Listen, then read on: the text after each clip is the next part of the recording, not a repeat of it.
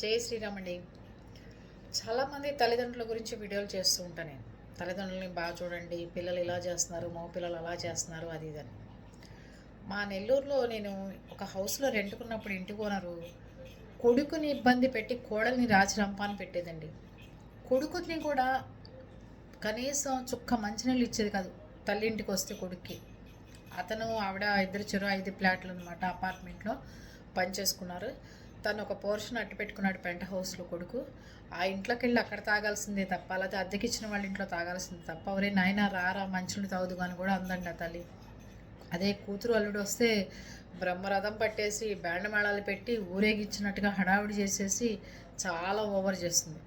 కానీ కూతుర్ని ఒక రకంగా కొడుకుని ఒక రకంగా చూసే తల్లుల్ని మాత్రం నేను ఆవిడొక్కదాన్ని చూశానండి. ఎందుకు చెప్పాలి కానీ, మరి ఇంత ఇదిగా కొడుకుల్ని రాచిరంపాన్ని పెట్టే తల్లులు ఉంటారు, కన్న తల్లులు అని నాకైతే తెలియదు. అంత దారుణమైన తల్లి.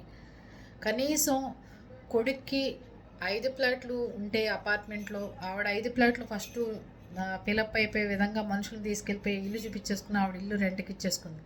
కొడుకింటి కోసం ఎవరైనా వస్తే, కొడుకు హైదరాబాద్లో ఉంటాడు, కొడుకింటి కోసం ఎవరైనా వస్తే ఇప్పుడు ఖాళీ లేవండి, ఇప్పుడు చూపించరు, ఇప్పుడు ఎవరు అద్దెకి లేరు అలా చెప్తూ ఉండేది. వాచ్మెన్ చూపించినా సరే మీకైతే ఇవ్వనన్నాడు మా అబ్బాయి అని చెప్పి ఏదో ఒకటి చెప్పి పంపించేస్తుండేది. కొడుకు ఇల్లు రెంట్కి ఇవ్వడానికి కూడా వాచ్మెన్ చూపించినా కూడా ఆవిడ ఇష్టపడేది కాదు. ఇలాంటి తల్లులు కూడా ఉన్నారండి బాబు. మీకు ఎవరైనా తెలుసా ఇలాంటి వాళ్ళు?